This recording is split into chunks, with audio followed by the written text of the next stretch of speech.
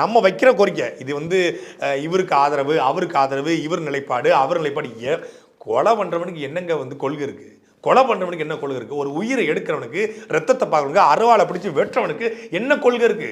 அவனுக்கு ஆதரவா எப்படி நிற்க முடியும்? எந்த இடத்துல நிற்க முடியும்? அவன் எவனா இருந்தாலும் தப்பு. ஆனா காவல்துறை சட்டத்தின் முன் நிப்பாட்டி அவனுக்கு தூக்கு தண்டனையும், அவனுக்கு சாகும் வரை சிறையும், அவனுக்கு ஆயுள் தண்டனை வாங்கிடுவோம். சட்டத்தை காவல்துறை எடுக்கக்கூடாது.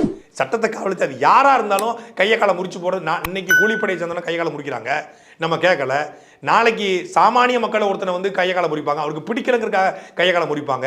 அது கூடாதுன்னு சொல்றோம். மற்றபடி யாரா இருந்தாலும் உள்ள தூக்கி போட்டு வெளியே விடக்கூடாது, அவனுக்கு பெயிலே கொடுக்கக்கூடாது. எவ்வளவு ரெஸ்ட்ரிக்ஷனை போட்டு இவன் வெளியே வந்தால் சமூக பதட்டம் ஏற்படும், இவன் வெளியே வந்தால் நிச்சயம் இன்னொரு கொலையை செய்வான் அப்படின்னு உள்ள வச்சிருந்தா இவ்வளவு கொலைகள் நடைபெறுவதற்கான எந்த வாய்ப்பும் இல்லை. சிறைக்குள்ளே இருந்தா அப்புறம் 15 வருஷம் ஜெயிலில் போட்டால் வெளியே வந்து கொலை பண்ணுற என்ன வருமா? பாளையங்கோட்டை ஜெயிலில் இதே மாதிரி சாதி ரீதியாக கொலை பண்ணிட்டு போனவங்கள நான் வந்து பார்த்தேன். பாளையங்கோட்டை ஜெயிலில் இருக்கக்கூடிய 1ஆம் பிளாக்ல வச்சுருந்தாங்க. அந்த 58 நாளுக்கு உள்ளே இருந்தேன். என் கூட இருந்த அத்தனை பேருமே, நான் ஒருத்தன் தான் இல்லை ரிமாண்டு, மற்ற அத்தனை பேருமே வந்து கன்விக்டடு குற்றவாளிகள், கன்விக்டடு பிரிசன். அப்போ அவங்களை கேட்கும்போது எல்லாமே 20 வருஷம், 22 வருஷம், ஒருத்தர் 28 வருஷம், ஒருத்தர் 14 வருஷம், ஒருத்தர் 13 வருஷம். எல்லாருமே என் கூட இருந்த அந்த 8 பேர் இருந்தாங்க. அந்த 8 பேருமே 16 பேர் இல்லை பெட்ரோல் பங்கில் வேலை பார்க்கக்கூடியவங்க 16 பேர். 16 பேரும் சாதி ரீதியான கொலையை பண்ணி வந்தவங்க. வெளியே தேவேந்திரரை கொண்டு வந்த தேவர், நாடாரை கொண்டு வந்த தேவேந்திரர், தேவரை கொண்டு வந்த நாடாரு, இப்படி மாறி மாறி உள்ள இருந்தாங்க. ஆனால் உள்ளுக்குள்ள ஒன்றா இருந்தாங்க. வெளியே வெவ்வேறு சாதியை கொண்டு வந்த வெவ்வேறு சமூகம், ஆனால் உள்ளுக்குள்ள தேவர், நாடாரு, தேவேந்திரர், அந்த 3 பேரும் அந்த கன்விக்டட். மொத்தமாக ஜெயிலுக்குள்ள தேவர் பிளாக், நாடார் பிளாக்லாம் இருக்குது. அதெல்லாம் ரிமாண்டுக்கு தான். ஆனால் கன்விக்டடை பொறுத்தவரை எல்லாம் ஒன்றா தான் இருக்குது. தண்டனை சிறைவாசியை பொறுத்தவரை எல்லாம் ஒன்றா தான் இருக்காங்க. அந்த ஒன்றா இருக்கவங்க அப்புறம் அங்கே சாதி இதில் செத்து போய் எல்லாம் உள்ள அண்ணாச்சி அண்ணன் தம்பியாக தான் உள்ளே உட்காந்துருக்கு. அது பூரா நாடி நரம்பு எல்லாம் இத்து போச்சு. சாதி வெறி கிரி எல்லாம் போயிடுச்சு. இந்த 24 வயசு 25 வயசில் சாதி வெறியோடு வெட்டலாம், நரம்பு தொடக்க வெட்டலாம், எங்கள் சாதிடா எங்கள் சமூகண்டா அப்படின்னு மீசையை முறுக்கலாம், எல்லாம் பண்ணலாம்.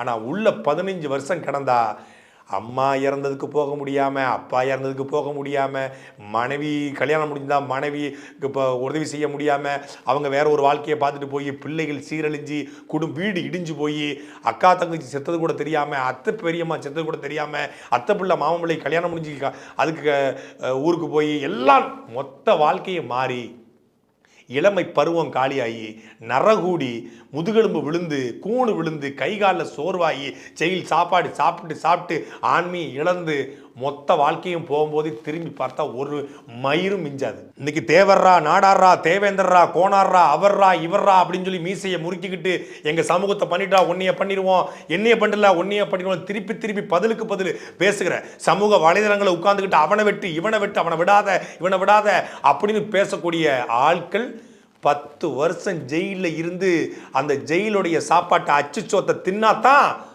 அந்த வழி வரும். அதுக்கப்புறம் சாதியாவது மயிராவது மட்டையாவது போய் பொழப்ப பாருங்கடா.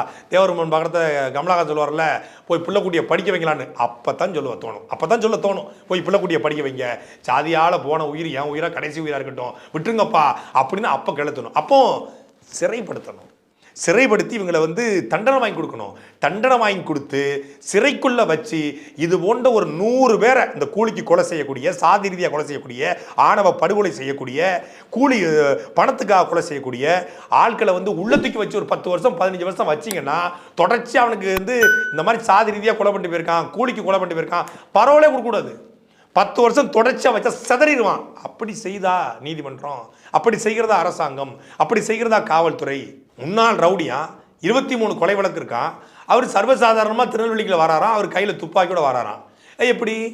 ஏற்கனவே இவர் ஜெயிலில் இருந்தவரா, இவர் கூலிப்படை தலைவர்னு சொல்கிறீங்க, நீங்களே ரவுடின்னு சொல்கிறீங்க, ஆனால் நீங்களே சர்வசாதாரணமாக அவனை ரோட்டில் நடமாட விடுறீங்க. அதே போல் எல்லா சமூகத்திலையும் ஒரு முன்னாள் ரவுடி இருக்காரு, எல்லா சமூகத்திலையுமே கொலை வழக்கு பின்னாடி கொண்டவர் இருக்காரு, ஆனால் சுதந்திரமாக வெள்ளை வெட்டி சட்டையை கட்டிக்கிட்டு ஊருக்குள்ள திரிகிறாரு. எப்படி?